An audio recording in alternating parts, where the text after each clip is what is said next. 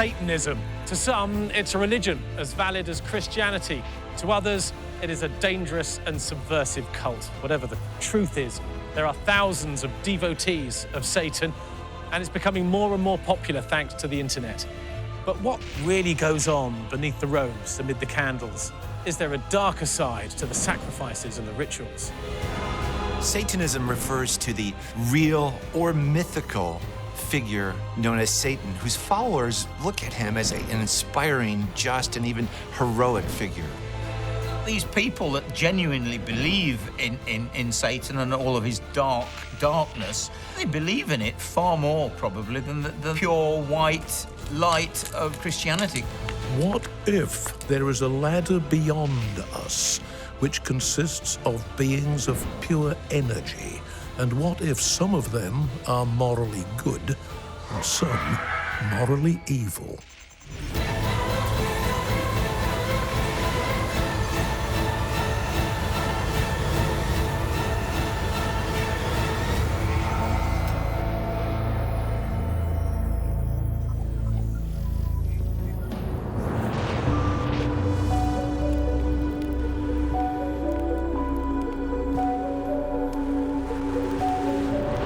Today, it's estimated that there are as many as 100,000 Satanists in the world, all worshipping the devil, with the goat of Mendes becoming one of its most common symbols. It's a worldwide phenomenon, and it's growing every year. Satanism is becoming more popular, and I think one of the reasons is probably the decline of the Orthodox Church, of Christianity.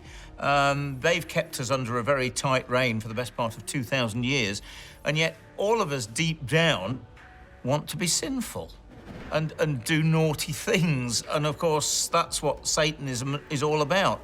Sex, debauchery, and anything else that you want to do, Satanism allows you to do it. Hallelujah. Praise the new Lord, Satan. Satanism is pretty much at its pinnacle of popularity. It's estimated there's over 100,000 members of the Church of Satan, and it's really become quite trendy. We see a lot of TV shows geared towards the whole concept of, very dark, satanic, witchcraft-oriented sort of TV. And we see a whole counterculture of teenagers who are becoming more interested in this and growing popularity then because of it. There are certain extremely dubious black magicians who perform all kinds of unholy ceremonies in the name of Satan, and for them, by responding to him as the personification of evil, they can justify their own evil acts, their greed, their unrestricted sexuality, and the other strange things that they do, the blood sacrifices and so forth.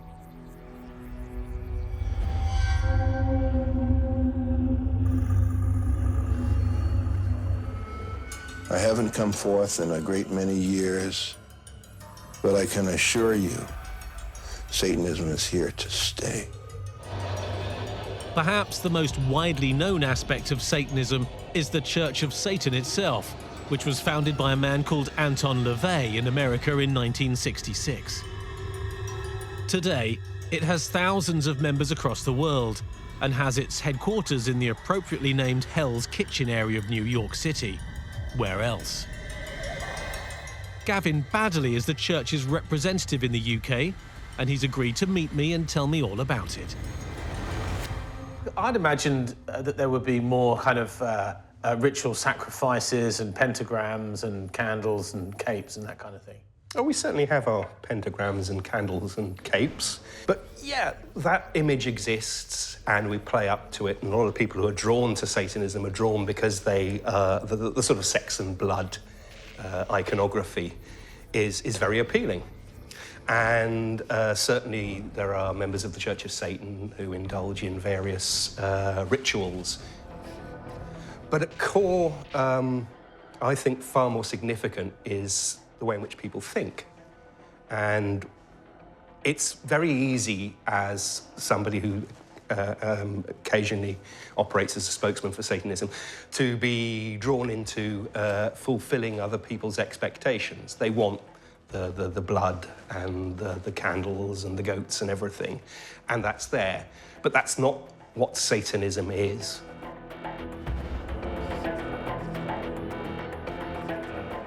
But do you have ceremonies and rituals? They take place, certainly.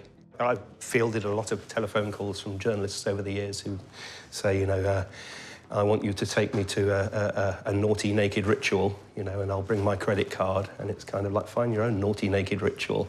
If we do these things, they're for ourselves, they're a form of theatre, they're a way of energising, they're fun.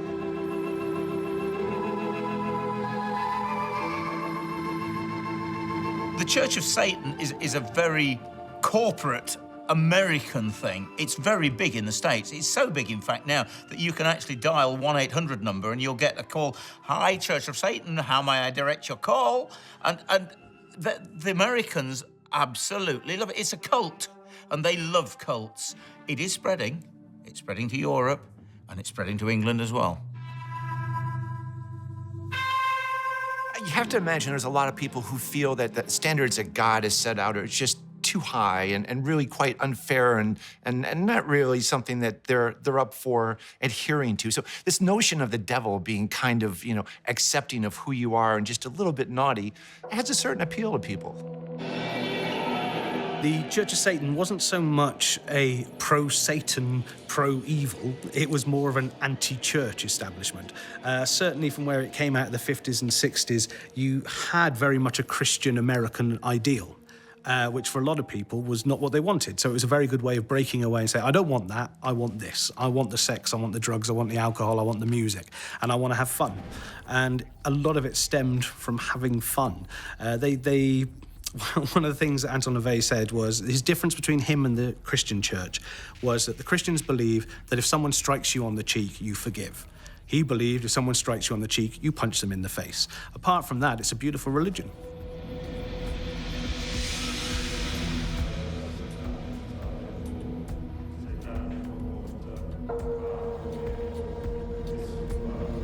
The worship of Satan is a practice as old as our civilization.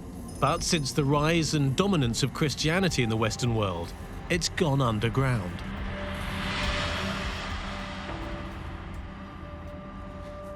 In the 18th century, it became very fashionable for the aristocracy to hold secret meetings in the dark, undisturbed corners of their estates, where these satanic rituals were said to have taken place.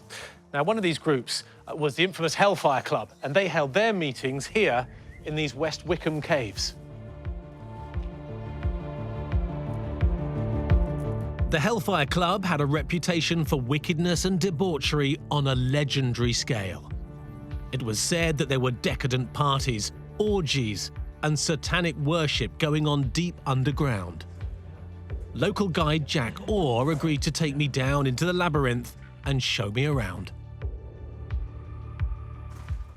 So we are a set of tunnels that were done in 1748. And the beautiful thing about us is we are 100% man-made. Okay. And the whole way down, it goes 300 feet underground, quarter of a mile. And at the very bottom is the inner temple, which is the man-made hell of this place. The man who commissioned this place, Lord Dashwood, was the head of the debaucherous, notorious Hellfire Club, a secret society dedicated to, well, as we believe, mocking religion. So this is where the Hellfire Club would have met, down in here? Mm-hmm. They used to meet originally at Medmenham Abbey, which is a couple of miles away from here, but it was too public. They had the newspapers following them, and so they went, oh, we need to go somewhere else. Where better than underground?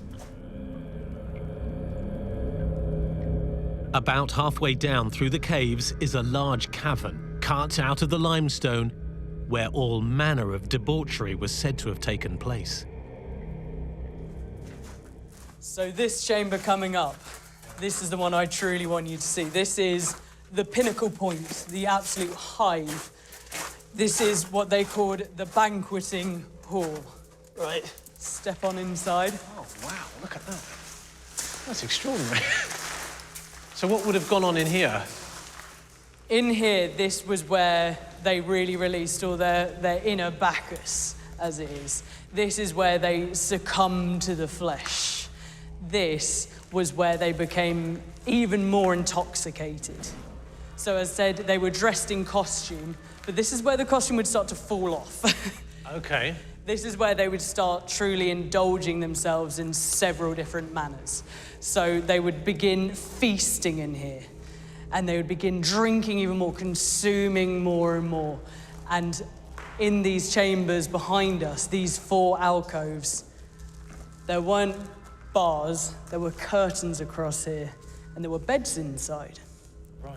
So as they were all gorging themselves here, with gluttony and whatnot, they would retire there for the more lustful acts.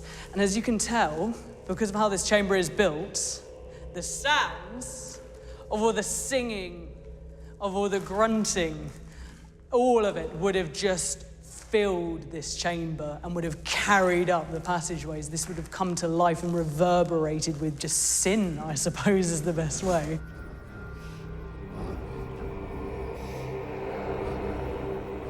The Hellfire Club was actually nothing more than a group of toffs, upper-class people, and the whole idea of it was sex and drugs and rock and roll.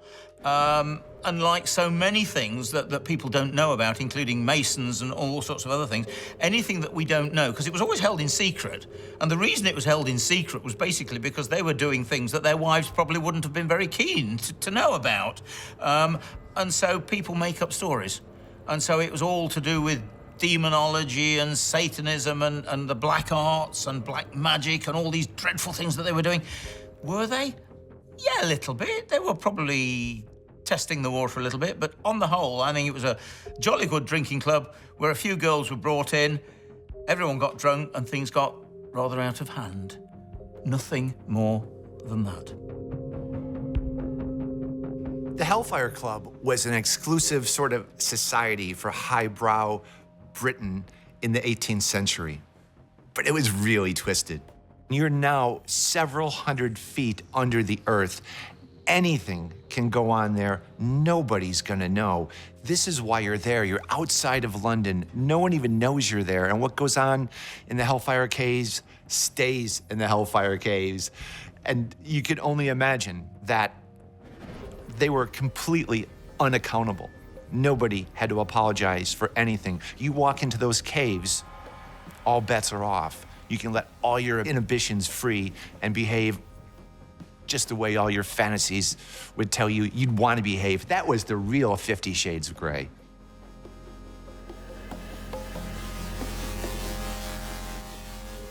So how did one become a member of the Hellfire Club? Well, it was a secret society. So it was purely on invitation and sort of election. A man of the club could put your name forward as a possible member based on your character. There were 13 apostles. There was a sort of hierarchy, and the 13 apostles were in charge of the more secretive side of the club. They, led by the abbot, who was often Sir Dashwood himself, they did all their dark business down here.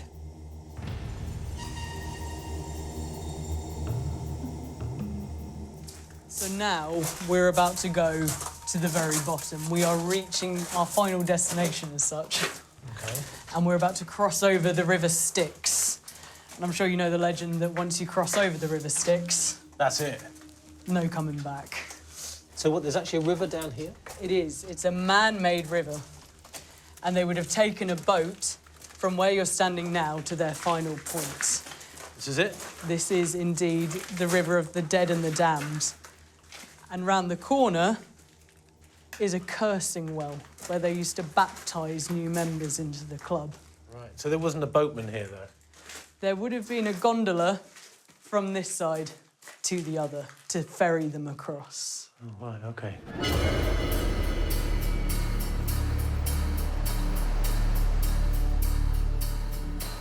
So what would have happened in here?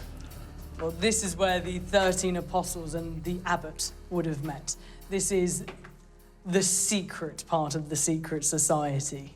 And in here we have statues depicting all of the members for their meeting. And at the very back, we have the statue of Venus overwatching everything that they're doing. And there's all sorts of rumours as to what exactly happened in here. Going from, oh, it was just lads having a good time, drinking a bit much, to ladies used to come down here and lose all of their virtues to these men. And what about any kind of evidence of satanic worship, rituals? Sir Francis Dashwood has had a whole library of occult and black magic books. He really leaned towards it. He found it fascinating. So it is possible that he indoctrinated a lot of these ancient rites among all of the lords and ladies in here. And you would be absolutely amazed what a lord in the 18th century could get away with if he wanted to.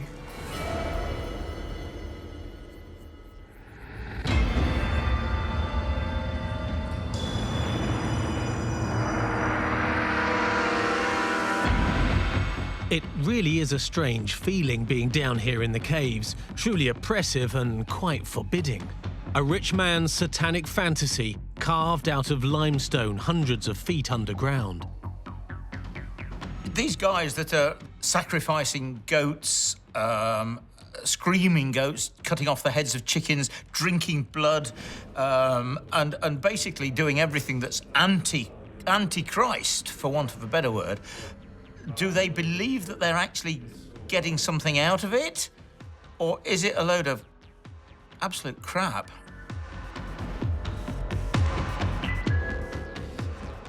They definitely could have gotten up to anything they wanted to in those caves. I mean, who was going to check up on them? We don't have the modern day press hounding them like we have today, watching and stalking their every move.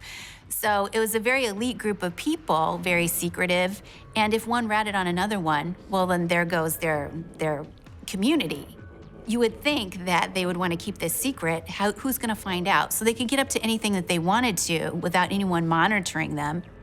On the surface, it was really a gentleman's drinking club. But by all accounts, it got very pagan. And in fact, it was an excuse for the high-class ladies of society to really kind of act out their sexual fantasies, because that's what it was. It was more of a pagan sex club than it was anything else.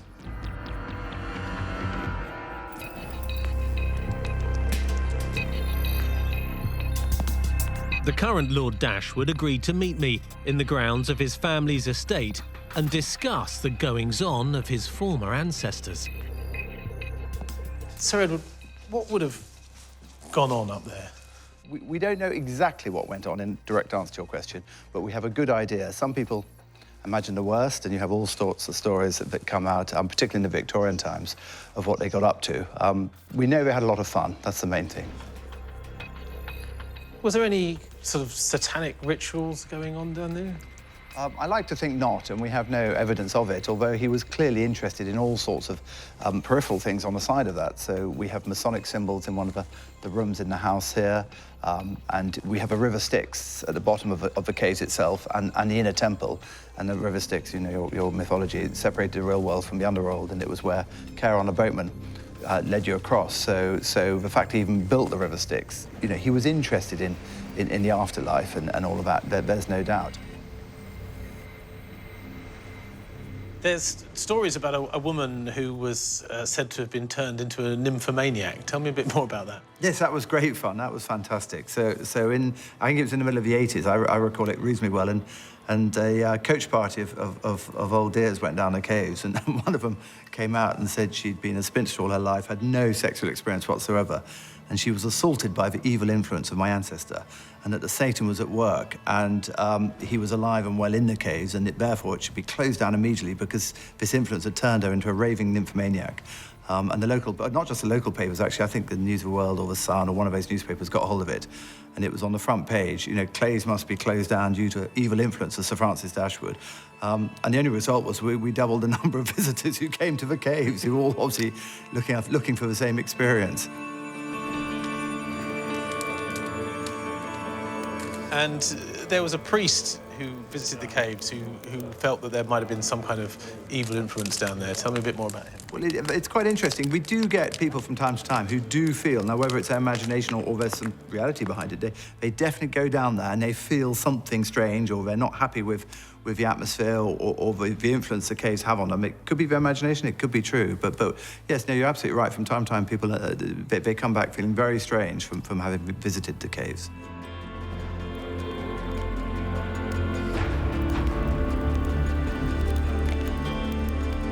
One of the most popular and disturbing manifestations of Satan and evil itself is a possession.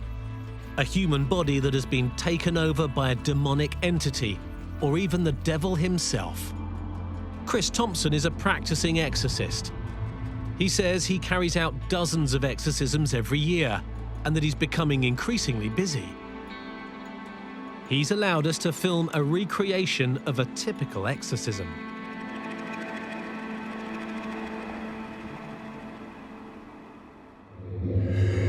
Welcome here. This is not your place. Step away from her. I command it. Leave her alone now. Leave her. Really, all you've got to do is find out if it is genuinely something that's possessing them, or whether it's in their mind. I mean, obviously, people can get terrified by what's going on. So first of all, you establish if it's genuine, and then find out who it is and get them to move out, using whatever methods necessary.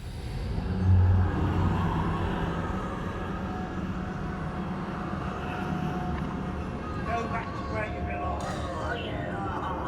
There's various things I use. I do have holy water.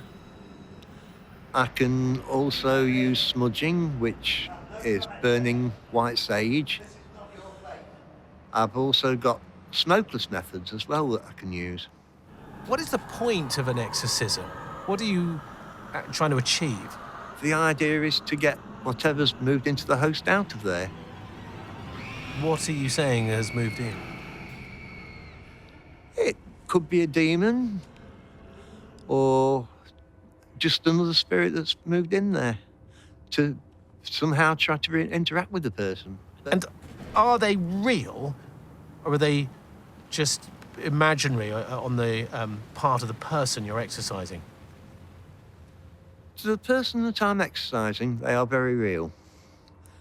But who knows? Does the spirit actually just affect the mind, or does it affect the whole body?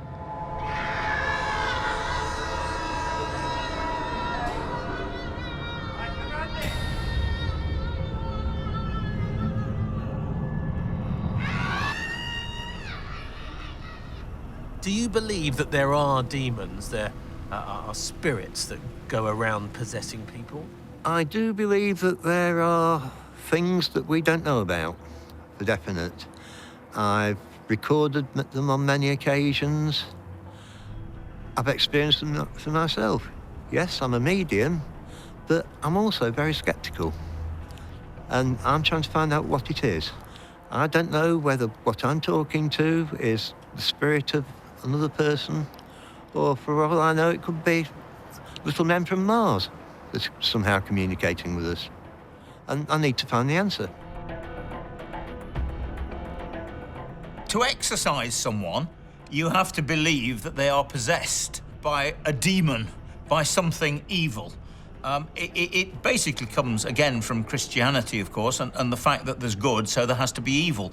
And so anyone that happens to be hearing voices or anything like that, it's a demon that's either whispering in their ears or a demon that has possessed them.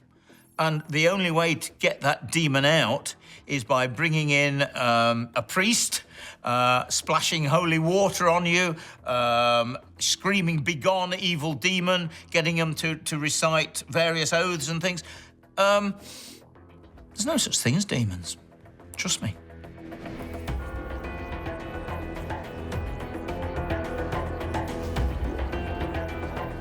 According to the Catholic world, to conduct an exorcism, you have to be an ordained priest. But as regards Christianity as a whole is concerned, any good Christian can conduct an exorcism, a successful exorcism. I personally have, in the past, conducted exorcisms. I can't tell you whether they've worked or not, because I'm not sure how much I actually believe that anyone is possessed with an evil demon.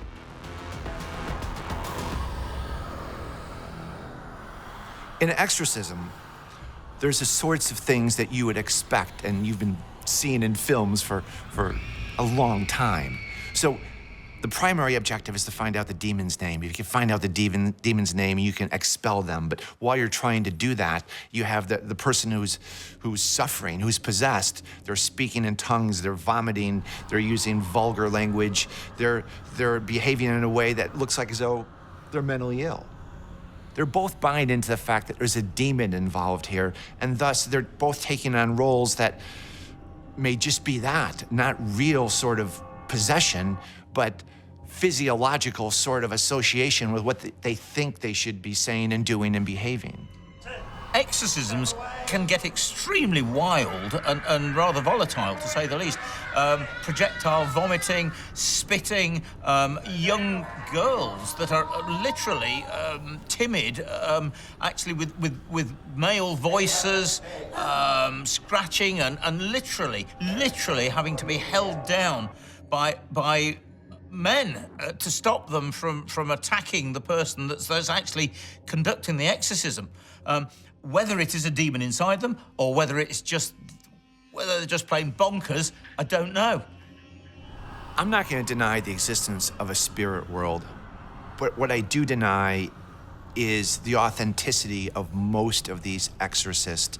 I think they're putting on a show. I think it's sort of placebo. They're behaving in a way they've seen on television, or they feel they need to behave in order to get a reaction, a placebo reaction from the possessed. It's really a show. 9 out of 10 times, I don't think it's very authentic at all. When you're doing an exorcism, and I haven't done many, but yes, I think you can actually tell if there is something genuinely when I say in that person, demon I don't know about, but I think you know whether they are genuine or whether they're actually acting it out and putting it on, whether they've put themselves into a trance before it or it's just purely an act. Yeah, you can tell. On some occasions, I think that we are dealing with a mental problem, a psychosis of some kind, and if the person with that psychosis has a deep religious conviction that evil spirits exist and that one has got into him, and a priest then performs an exorcism, if he believes both in the power of exorcism and in the evil spirit as part of his psychotic imaginings, he will then feel better. So an exorcism can heal psychosis as well as driving out some sort of tangible psychic entity.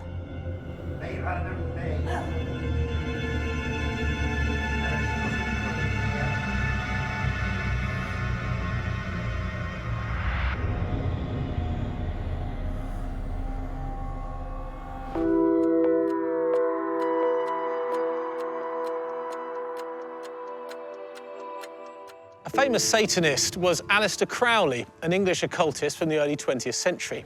Now, he set up the religion and philosophy known as Telema, in which he was the prophet entrusted with guiding his followers.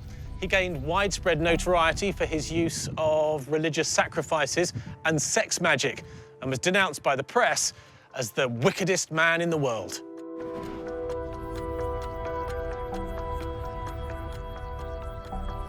Aleister Crowley was a strange man. He wasn't a Satanist, he wasn't a witch, but he was wicked, he was evil, and at the age of 11, he actually murdered the family cat. And the reason he did it was because he wanted to test whether a cat really had 9 lives. So he bashed it on the head, he strangled it, he poked its eyes out, he tried to drown it, and he set fire to it. And this was all, as he said, in the name of science. He was a strange gentleman. He was into sex and drugs and rock and roll, debauchery. He was bisexual, and he was into the occult big time. Aleister Crowley might be the most famous occultist, author, and most importantly, ritual practitioner of magic that's ever been.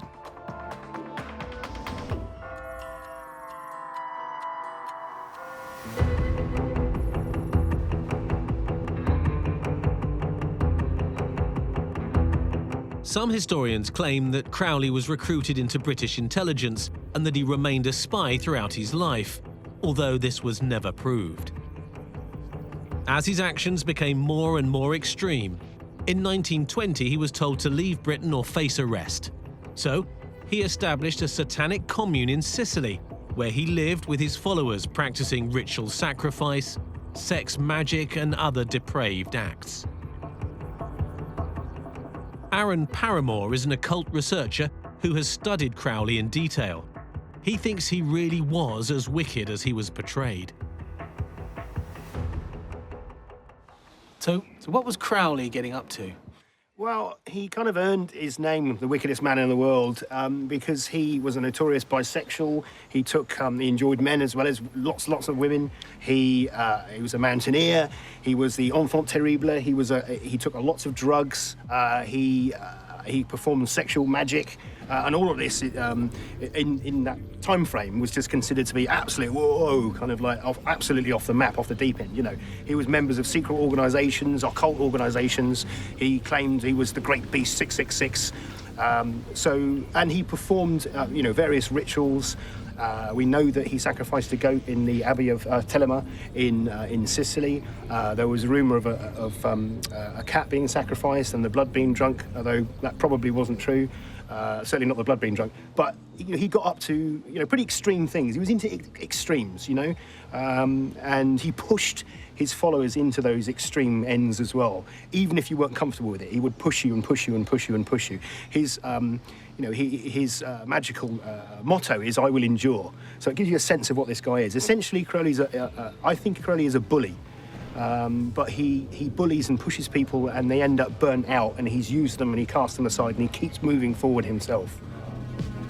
He'd got devotees that were doing anything and everything that he wanted. They believed that he was talking to spirits, possibly to aliens. Whether he really was this new Messiah, or whether he was just a dirty old perv that was having it off with anyone and everyone that believed so much in him, nobody really knows. What happened in Sicily? In Sicily, he establishes his religion, and followers come out there, and he forms what he hopes to be a spiritual college. What it's more like is a commune in the 60s. So you've got a lot of free love, people having sex, taking a lot of drugs, which is absolutely scandalous. The British press get a hold of this, and he's absolutely called the wickedest man in the world by the press while he's there. And eventually the goings on and the rumour and the rumour mill gets so bad that Mussolini himself has had enough of Mr. Crowley and attempts to get him kicked out, and does eventually get him kicked out of Cefalù. In Cefalù, he was known by the people as a truly free man who lived freely from out the restrictions of kind of religion. But rituals did go on in there. We know there was a sacrifice of a goat in a particular ritual. We know there was a lot of drug taking and experimentation. There was a room in there called the Chamber of Nightmares. And these were these amazing psychedelic paintings of people copulating with goats, a big degenerate god with a big phallus. And this was supposed to allow you to get rid of your pornographic fantasies. You would eventually become clear of all that sort of stuff, and it wouldn't mean anything to you. You would get rid of all your Christian and your baggage, as it were, and you'd be free from guilt. That was the big thing about it. It is about being free from your own guilt. Crowley moved to Sicily, and that's when things got really bad. That's when the sex and debauchery really started in earnest. Sacrifices, drinking of blood, sex with anybody. The man was trisexual. He'd try anything.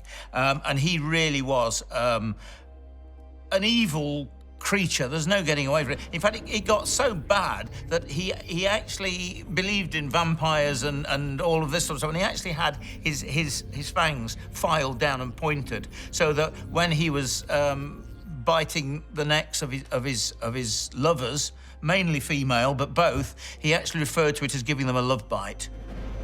Aleister Crowley was definitely one of the most evil men in the world, and the legend speaks for itself, doesn't it? He participated in black masses and really questionable ritual practices with his whole Thelema religious group that he was involved in.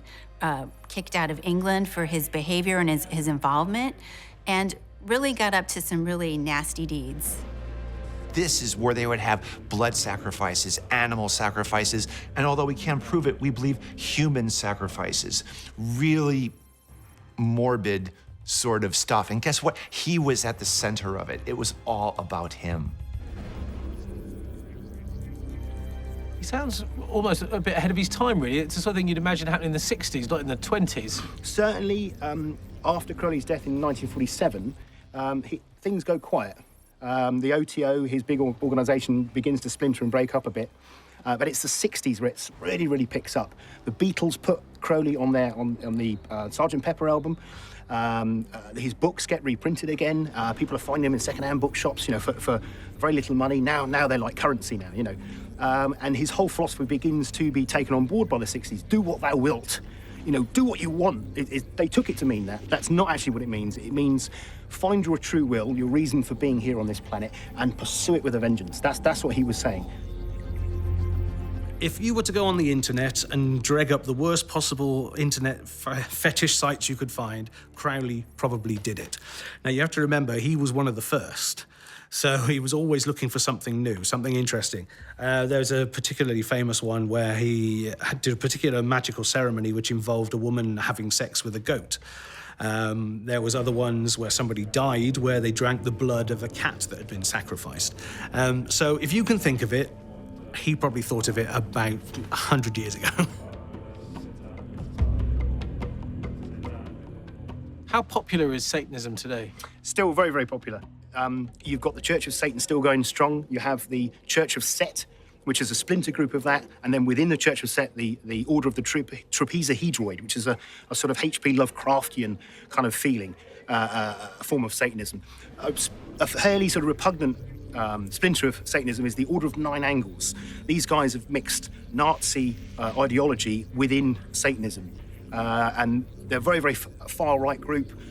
You can get a lot of their stuff on the internet now about them, and all their pamphlets and information are kind of published on the internet now. But quite a nasty kind of form of Satanism, to the point that neo-Nazis disowned the Order of Nine Angles and anybody associated with an occult, neo-satanic Nazi group.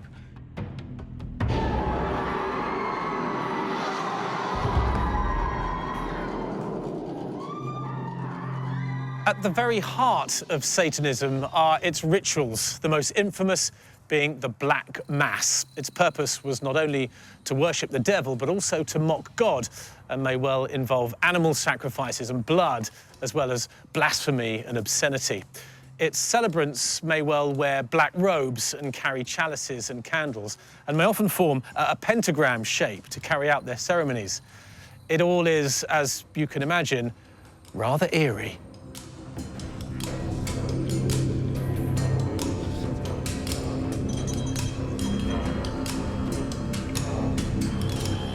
If I was to come across a satanic ritual or a black mass, what would I see?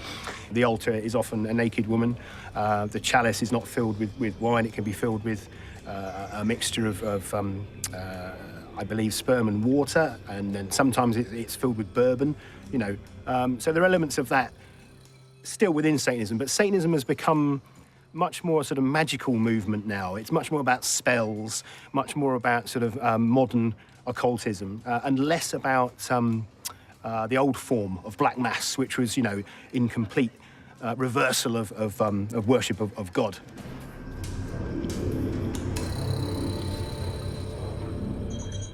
A Black Mass is a ritual ceremony that uses magic for two purposes. One is the defamation of God, and two, is the veneration of Satan. It's based on a Catholic mass, only it's a lot darker. It's people dressed in black robes with hoods, black candles, inverted crosses, blood sacrifices, the killing of goats and their blood drunk, all manner of debauchery and sex. And even the altar is actually a naked woman. A live one, but a naked woman.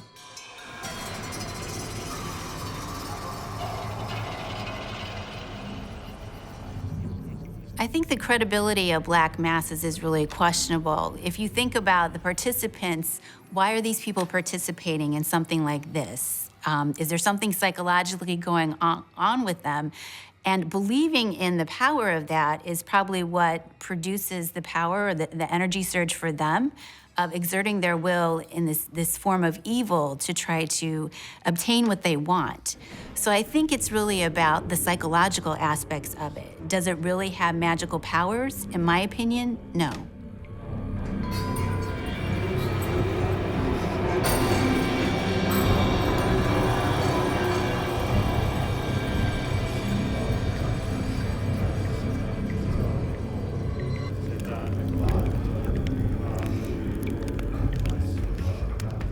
A satanic black mass is a magical ceremony and inversion or parody of the Catholic Mass for the purpose of mocking God and worshipping the devil. According to reports, some have involved human sacrifice, as well as obscenity and blasphemy of horrific proportions. Are we becoming more satanic as a society? I would say yes, we are. I think we are. I think we're moving away. We like to indulge ourselves. People go to the gym, people like to have sex, people like to take drugs, people like to do all these things that were restricted, and we do them. People go out at weekends sometimes, they'll take ecstasy and all the rest of it. And that's considered normal now, Certainly as Christianity's in decline, people are turning to alternative forms of religion. And obviously Satanism, if there is such a thing as Satan, it's the alternative, it's something different. But to be honest with you, it gives a lot of people what they want. I don't think the church ever has. When you look at it, let's be honest, the devil has a far better manifesto than the 10 Commandments. How difficult are they? This is the era of 50 Shades of Grey. So going out, having a drink, getting drunk, cheating on your expense reports, having an affair, those are things that you could kind of justify and, not be held accountable. So it's a whole different era when you think about it.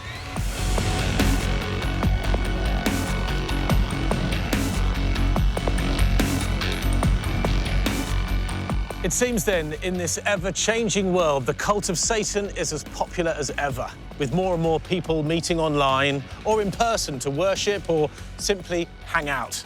A few of them are pretty hardcore, but the majority consider their Satanism as a kind of protest vote against the church. They don't consider themselves particularly demonic, simply alternative. I'll see you next time.